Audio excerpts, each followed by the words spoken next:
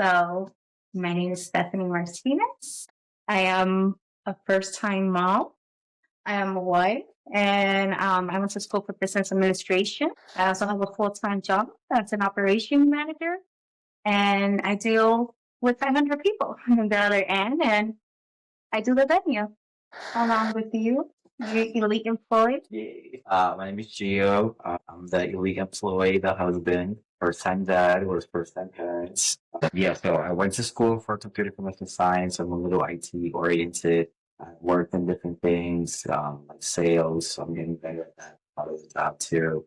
Going back to work recently so that we can help support some of the financial needs of the job. But overall, just the overall goal getter, just trying to make it happen, figure out the new dream of income coming your way, having to work all day every day. So, that's the new American dream. It's not the white picket fence anymore. It's the residual income. So we're just trying to figure out our way through the process, and we're stumbling, but we're growing at the same time. So we're figuring things out. It's not as easy as they always say or you see it outlining. It's not. So we're just trying to figure that part out, the venue and why we did this part. Because you got tired of me hosting at home. So yeah, she was throwing so many parties, and there's this place by us called Action Party Rental, and we kept renting tables and chairs and linens, and it was getting expensive pretty fast, and she just loved hosting. I like bringing the family together and see the joy of what celebrations bring. So yeah, so they mess up the house. To me, that's how I see it. She sees the joyful part. I see the logistical. You're scratching up our floor. You got to clean the next day. Take all this trash out.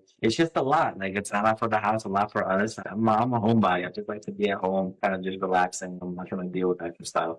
Like to have fun, especially for family and we're at home. But when I did the number list, it felt more convenient to go buy our own tables and chairs. Mainly the chairs. So we bought a bunch of chairs, and then renting them. I wasn't sure that was your idea, or I think a friend reached out to you and asked you where you rented them, and you said it. I asked you, you were like, that's a good idea. We can get our money back. Yeah, to me, I just saw a return on investment. I'm always looking for my return on investment. That ROI is always something I want. So I was like, yeah, we kind of Googled how much the other place was renting them for, and we just undercut it, because when you're first starting off something, you don't feel like you have that value to charge the same amount as someone else or more. So we really undercut it, but it started word of mouth. We just went through, and then we were renting the chairs like every other week. That's where all great things are in garages. Yeah, we were renting out of the garage, and people were coming to pick it up. Then we started adding delivery service, an extra $20, but people didn't need to flinch. We're still using the same car, the Nissan Murano. Like, we just loaded it up. Like, something pretty tricky at a time in that car. You get the Murano, you could put a lot of stuff in that Murano. It's surprisingly pretty spacious. Try to tell me that because I want to upgrade. I like the Murano. It's been holding us down. Plus, it has a V6. I can't be mad with that. Like, it's just. You're a car person, you understand. But yeah, so then they found a marketplace at our church. It was in a church. Yeah, they were selling their long tables, and we wanted the plastic ones. The wood ones are heavier. So then we purchased these 4 tables. And they were 8 foot long, which we were expecting them to be smaller. When I picked them up, I was like, yo, these are long. I don't know if I'm going to get this in the car. But I managed to get them in the car, and I have a little trick where I take the front seat and I fold it all the way down the back seat, and it creates a nice flat spot. If you have a Murano, you can do a lot with it. I keep telling you can do a lot with it. Now we had a bunch of tables, 4 of them, and then we have 50 chairs, and then we just kept renting them out. We're using them for house parties. Yeah. I think at first we were kind of upset because we had an event and then at the house, and then you kind of helped me clean.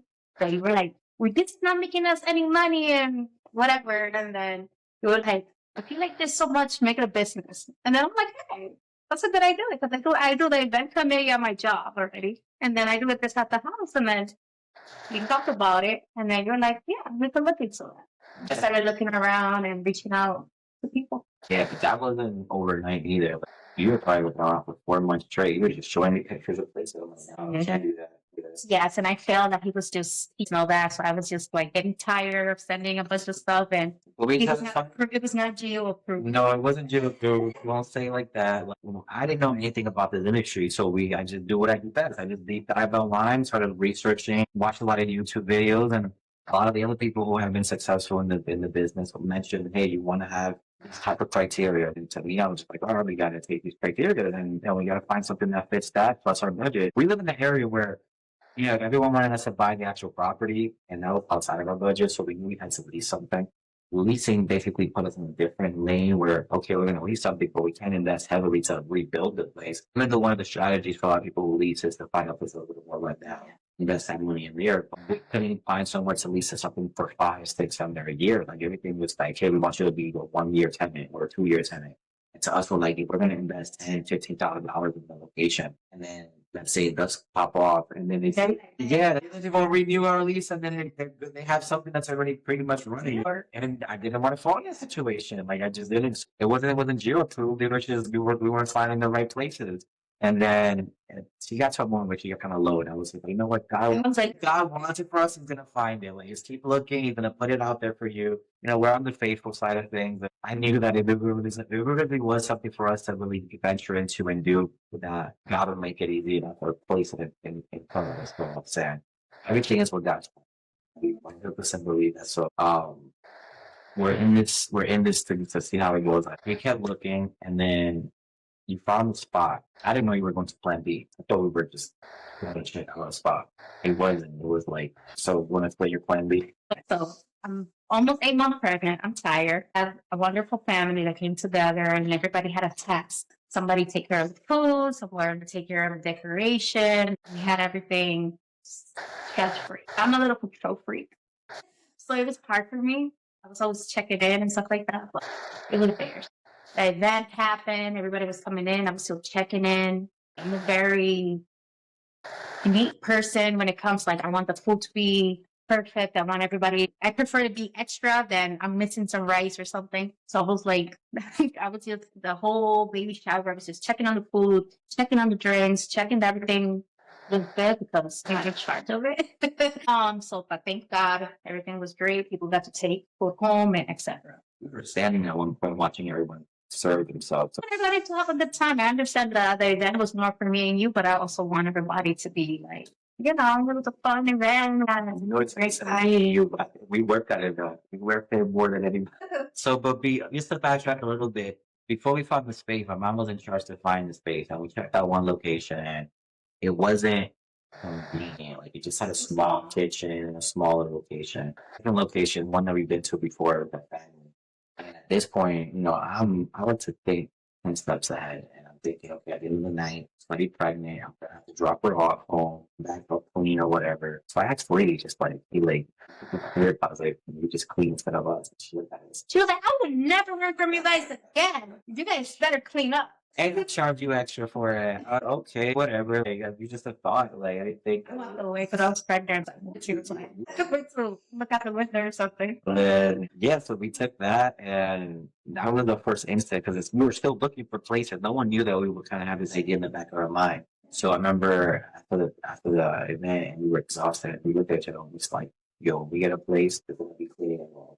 I don't know what I'm going to offer that. Like, it just makes sense to have it. Like, why not? Well, you guys were cleaning up, and I was just sitting in the chair, and I wanted to cry because I wanted to go home. Like, my feet were so swollen, I was tired. Once I loaded the first car, I took you with me the first, and then I went back to help my dad and my mom on this. Yeah. So it was definitely something for us to take away from it. Definitely. I was just like, the cleaning was a great idea, and then having somebody there to help you all the way, that I didn't have to be babysitting every little thing. That's why the host came in. And it was awesome because you had me taking care of the trash and that's an all party. It's an all over party. So we have our host at Venue22. That's always checking in that the bathrooms are clean, taking care of the trash cans, taking care of any spills. So the person that's I get it. Event. Well, let's back up how we found it first before we get into the details. Geo was not geo-proof. All the venues and all the rental space commercial proof. So he kept saying no. So I was like, forget it. Let me go to my plan B. I like to bake, and I like to do a couple things in the kitchen. But anyways, so I was like, let me go back to my plan B. I'm just gonna look for a small cafe, do some bakery, drink coffee, etc. Yeah, nothing about the industry. We had no clue about it. Like, we're gonna deep dive. We're gonna jump off the cliff and throw wings on the way down. Because I'm like, if something does not work, well, here it is. So. At this point, we're looking at locations for a bakery now too, which is like insane. And now I'm deep diving into like figuring out the bakery, then what's necessary. And those little ovens that Subway has that heats up the bread, yeah, we figured out that those like conventional mini super ovens that you don't need a hood to be installed and all this stuff out. Well, because we're looking for didn't have it, and it's either we put a real oven in there and then we have to install it, or we go with the conventional way and figure things out that way. So yeah, we learned a lot. The least of it, we learned a So lot. I was like, hey, babe, we have an appointment. And he was like, for what? And I was like, we're going to go look at a bakery spot. And it's next to a library. I think it's a great place. I was thinking Bronson Noble. I'm like, no. So, because I think he was just tired of me saying, complaining, you know, I don't let's just go. So I reached out to the person. Yes, we agreed on a time and we drove to Slatington. And no, we didn't get to look at the location because. No, we didn't. First, well, no, we did not. not the bakeries, No, not the because he said he already had it rented. Like, and he was in talks or something with. It was a conversation. He just forgot to take it down. Okay. Yeah. But then, you know, I did tell him like my plan A. We went back to plan A. And then he's like, oh, really? I have something that I'm actually, you want to see? I have another location. And I'm like, we're already here. I'm like, I'm kind of disappointed. I did, because I was like, yeah, I get to bake and I get to deal with people. So anyway, so I was like, yeah, we're already here. Let's go. And I remember we went the back way because they were still doing some constructions inside. Yes. And as soon as he opened the door and we walked, I looked at Gio and I said, holy crap. And he was like, yeah, it's nice. On the spot. It's nice. He was like, going back to plan A. And I was like, yeah, we're going to go back to plan A. It's just perfect. This is modeled the location. The walls were done. The ceilings were done. I didn't like that it had 4 pillars because that was one of my no-nos for a lot of things. The space was so empty and like big and wide that it didn't take too much away from it. Walking into it, we're like, we finally found a spot that we don't have it. So you need to fixing up. The only thing I can do is put the floors, but the floors was plywood. It was double plywood, so we're like, even the floors are supported perfectly. That we don't have to do construction. My brain really returned into the other aspect of like when I was watching all the videos and learning about trying to negotiate a deal for the rent and things like that. Like, you know, if it's turnkey, it's going to be more expensive. But I was like, at this point, we either, bite the bullet or we keep searching, and you're already at the tail end of it. I'm just like, I don't think she has the patience to go for round 3 more of this. So we look at each other and we're like, all right, it's it. We got it. This is the spot. I was like, this is an approval? Yeah, so then we asked the owner if we can do the venue there. We were going to be playing to the music and dancing. Then we got home, we sat down, we did some of the numbers, and we're like, okay, it's a little bit on the high end of what we wanted to do, but because we didn't have to do so much construction or building, it just felt like, okay, we're just gonna have to chop it out to like it's turnkey, and we had to go with it or we don't. I did do some research on the area itself, and on paper, it looked really, really, really, really well. I say this because we're talking more in depth and more episodes about like the area itself. On paper, it looked really well. So then we sat down, we did the numbers, and we saw like, all right, it's our whole rent is going to be substantial, but I think it's something that's doable. As long as we stick to a certain plan and we figure things out and come up with some good numbers, things can add up. And I told her after that, like, it ain't gonna be easy for the first 2 years for sure. And it's crazy too because we did the LLC that same night too.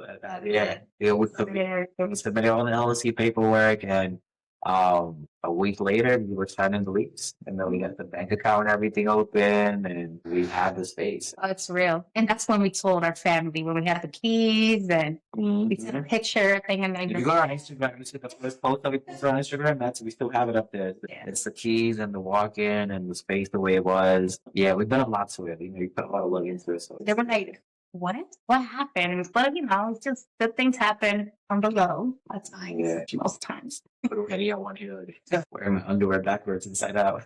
We're Dominican, so there are weird things that coming from our culture side of things. We'll try to explain if you guys know. For anyone that's Dominican is probably laughing at that little pin that I left there. So we have to do the floors ourselves. That's something that we had to do. And again, that thing is perfect because a couple months prior, we had just done the upstairs floor before our son was born.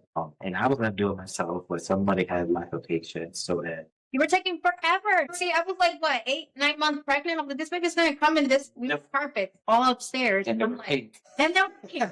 Whatever. He was a boy. Come on, the pink carpet. No, they were nasty. They were here from before me and you were born. Like, Yeah, they were probably the original carpets in the house that was built in '97. No, they had to go. And it was disgusting because I looked at those carpets up. They were gross. But anyway, I have never put floors down, so I'm taking my time. It's one of those things that you don't want to rush. And We went to visit one of her friends, yeah, and then we saw their floor. We're like, "What?" It's you really just nice. did these, and they gave us the contact, and the guy was really nice. He was really cool. He gave me a fair price, and at that point, you were like on my neck and ear and above me. And I was like, no, what? He did an amazing. He did everything. He did an amazing job. Yeah. One day, he did the whole upstairs, Yeah. except our bedroom. We didn't want. Yeah, I was pregnant. I didn't want to wear my garments. yeah. It's hard to talk to pregnant women off that ledge a little bit, but yeah. So we're there. So we had that contact a month prior. So then when we got to the space, we knew exactly what we were doing. Like, oh yeah, we're putting the floors, and his name's Chris. I need you. He came in, gave us a quote, and we're like, all right, it's literally just the budget that we were expecting. Yes, because what's going on? Like, I don't understand. Like, everybody has businesses and stuff. But as soon as people hear commercials, like, what is going on? It's just junk for every day. Wow, I was just amazed. Not getting anybody's business and the price and stuff like that, but it's just like, To make money, you gotta spend money. That's how it is. That's just the reality. I don't like to put prices on people's job. I wouldn't say it because it still worked out. It's still pretty good. The floor still lasts. Yes, they prepare, so we did an amazing job. Yeah, we appreciate it. But again, we'll talk more in detail about things we discover in the next following episodes. So then we opened up the doors and we got the floors done. Yes, like so for the zoning, we had to go through the zoning and the paperwork, and then we end up having to get in an architect. Yeah. So we did consult the borough and then it's the borough. We consulted the zoning person before we even signed the lease, and they said that we can move right in, perfectly without update anything. But then because again, the landlord had done our modeling and he had changed a couple of things already, so he already had to go through zoning prior. And the officer told us everything was good. But when we got deeper into the things that we were trying to do, we found out that not everything was good. For instance, the building was grandfathered into a mass capacity of 50 people, and we were talking like, hey, we're going to bring in 120 people here. And he was like, afterwards, he was like, no, you can't do that. You got to upgrade your zone. We're like, okay, well, how do we do that? And he's like, oh, you got to submit the application. Well, we can't submit the application, and architecture has to submit the application. It was for drawings and the capacity of the floor and all this jargon, and we're just looking at each other like, why they mentioned it prior? Like, We're not gonna we had 30 days like for free rent, so we were expecting once that period was over, we just open our doors. But that was a nice little surprise. And it would have been nice to have that product where we're going to negotiate a 60 days of rent, free, but it wasn't that way. Now we're scrambling around. We find an architect. He was a nice man, cool guy. But then we hit the next portion, over 100 people, reclassification. And you have to also install like sort of sprinkler system and have to have someone in the bathroom. We're not dealing with that. 100 people, I guess. So I Googled it a little more and I found out that at 99, not more than 101, you can avoid a lot of those situations. And getting God set there because you could go on 120, but ironically, 100 was perfect. It was a great number. Like even when people are in a location and it gets to that number, it still feels spacious. It's not overcrowded. People have moved to rooms. At the end of the day, we do go by our guts, but God is guiding us through the process and showing us, hey, stay with your 100. Ironically, we also got 10 tables, which was perfect. We had to get an extra 2, and it fits great. Although we kept 120 chairs because of that, so just in case, but they fit perfectly fine stacked up on the big little cart that we have. So everything's played itself out really well. Things at the beginning were scary, the 100 number, the curfew at 10 p.m. We're in a borough right in the main street, so there's a curfew in the city that you can't blast immediately past that, and that applies to us too. So even being in a commercial space, but we were at first thinking people want to party at 2 a.m. and how we're gonna. It was like a culture thing too. Yeah, but it's worked out really well, and I'm actually used to it. I love it. Like I don't even want to go past 10 p.m. Like no, you shouldn't be partying past 10. Honestly, like. I think it's really good. We get the crowd. Even the rowdy crowd, they don't have time enough to get rowdy. They just leave and go home, and they get rowdy at home, which is great for us. So I think that's always a good part too. And then so then we opened up. And the first event was a nice wedding with your cousin. They came through. Yes. She needed a spot, and everything was at this point. We had just gotten the vinyl on the windows. We had the big vinyl, just installed the cameras. Anyway, I was excited that I just saw traffic all the way to 8 in the morning, and then the morning traffic, and then the afternoon traffic. He's a salesman. There's not much foot traffic, but there's beautiful foot traffic. So yeah, the stoplight right next to us. Yeah. So I ended up installing a big vinyl with a big QR code. It's worked out pretty well, but I had a couple hits on it. People see it.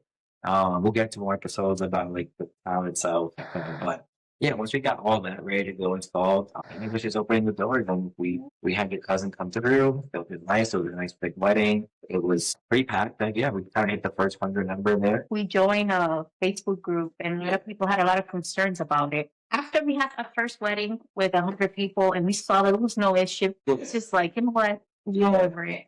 But yeah, and so far we have had multiple events, 80, 100 people less, and there has been no issue. So it's out of my concerns. We opened in April, and we've done pretty much everything under the sun. And to this point, like, we were booked up.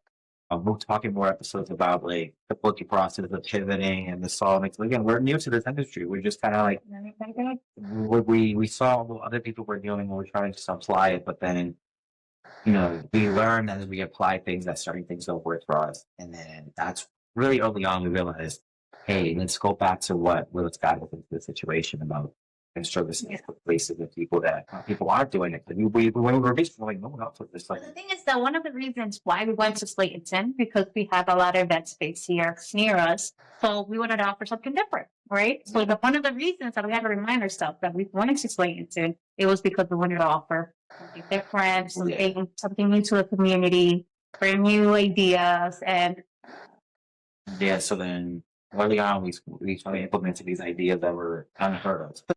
So then people started seeing us offering the cleaning service, venue hosts. Some places have venue hosts. You know, you have to purchase like the biggest package to go. We have our venue hosts at the beginning because we, like I said, at the Palm Baby Show, we don't want people to work the parties. We want them to enjoy the parties, make memories, not have to think about it so much. Venue hosts, they're there to make sure that you don't have to worry about people are lost. Just give the person the venue host number. They'll call them, and you just go back to having a good time. If something spills, they're there to handle the spills. If something, you know, cleaning the bathrooms. Because every party you have to worry about, and I always say this, my rule of thumb is there's 3 things that happen at every party. If someone breaks something, clog the toilet, or steals something. Like that happens at all parties. 2 out of the 3 always happens at every party you go. So then the venue host is basically in charge of the bathroom. So make sure there's no bathroom issues.